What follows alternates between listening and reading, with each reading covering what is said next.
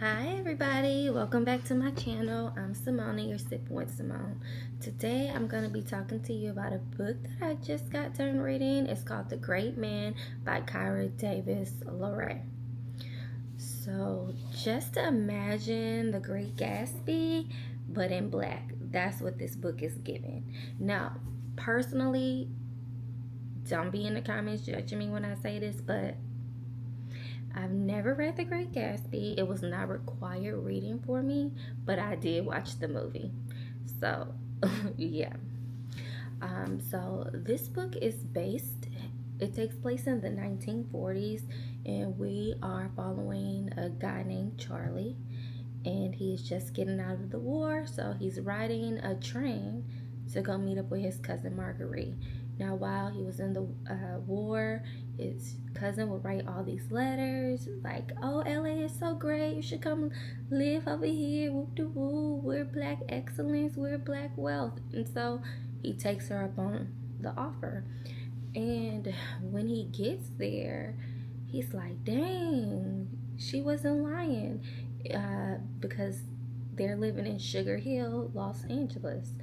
And they have stars like Hattie McDaniels lives out there, Lena Horne, and Charlie, he gets to live at an actor's boarding house, right? So one day, everyone at the boarding house, they go to this grand party, and it's thrown by a guy named James Reaper Man, right? And this guy, he has a lot of money, he has a lot of mystery behind him because nobody knows where he gets his money from. Everybody just have these negative thoughts about him in his head, but they're like, "Oh, he's nice." Even one day, Lena Horne was performing at one of his parties, and while that's going on, while this guy's always throwing the parties, the white residents of Sugar Hill, they cannot stand to see like these black people doing well, and so they are trying to come up with a plan to basically get these black people kicked out of the neighborhood. And so that's what this book is about, right? I will say I really enjoyed the author's writing style. I feel like when I was reading this book, I felt like I was just, how when one of your friends call you and they're just talking about their day, and you're very intrigued, and you're like, "So what else? What else? What else?" Well, that's how I felt reading this book, right? I thought she did a very, very great job at that.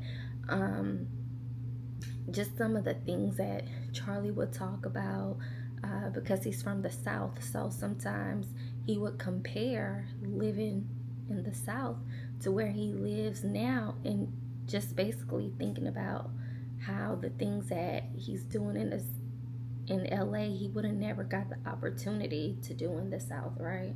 So some of the things are racism, mystery, and I don't know. Okay, maybe romance. It's not the type of romance that I like, but I do feel like people consider it romance. I consider it borderline obsession, stalkery, and that's what the Reaper was giving, right? Okay, so the racism, like I was telling you guys earlier, the white residents in Sugar Hill, they want to get the black people kicked out because even though there wasn't, how can I say, like Jim Crow racism happening in the neighborhood, racism was still going on, right? And so Charlie's cousin Marguerite was married to a man named Terrence, right? Terrence always was cheating on her.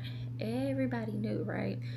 But Terrence cheated on her with a white woman whose husband was trying to get the black residents kicked out, right?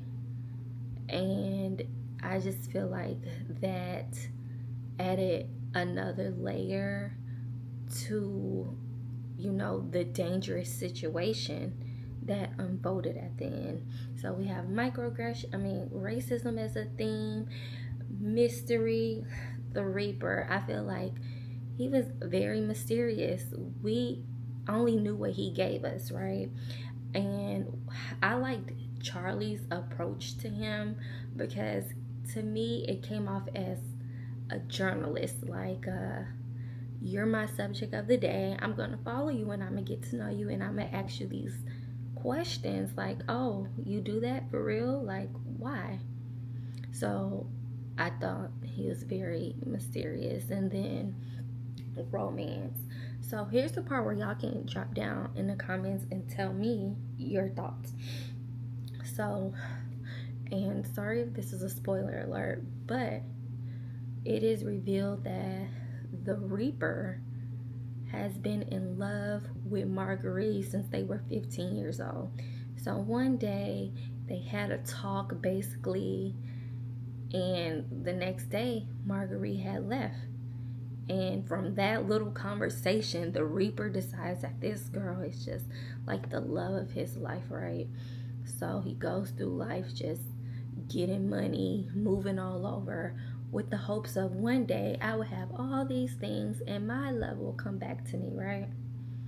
I don't think that's romantic. I think it's stalkerish. But anyway, he finds out that Charlie is her cousin. So he's like, hey, help me get a note to her because I want her to know I'm here, right? So Marguerite and the Reaper, they start having an affair, which I was like, okay, Marguerite, because your husband been dipping and doing it all around town, so good for you. So they end up not together, right? And another spoiler alert. So the Reaper is killed, and it's by Marguerite's husband. I'm sorry, Marguerite's husband, mistress husband. So at the end, a guy named Lester was married to Terrence's mistress. He goes up to Charlie and he's like, I know, you better tell me what's been going on with my wife. I know you know. And Charlie, he handles it in a way where it's just like, if I escalate this with you, I know you might kill me, so I'm gonna walk away. And that's what he does. So from there, Lester goes over to the Reaper's house, and when he figures out that it's the Reaper who actually gave his wife money to go away, he kills him. And then on top of that, because this guy is white, he doesn't even go to jail. So now I'm looking at the Reaper like, not only are you dead, well, not only you didn't get your girl, but now you dead, all because you wanted to meddle in somebody's affairs. And so I don't know, I just feel like he shouldn't have done that. And maybe he could have been alive. Like, your obsession with this woman literally cost you your life. She was married. You could have left her alone. She wasn't about to leave her husband for you. But that didn't work out. Lastly, what do I rate this book? And would I recommend it? I will say this. I was very intrigued by this book. I could not put it down, right? It's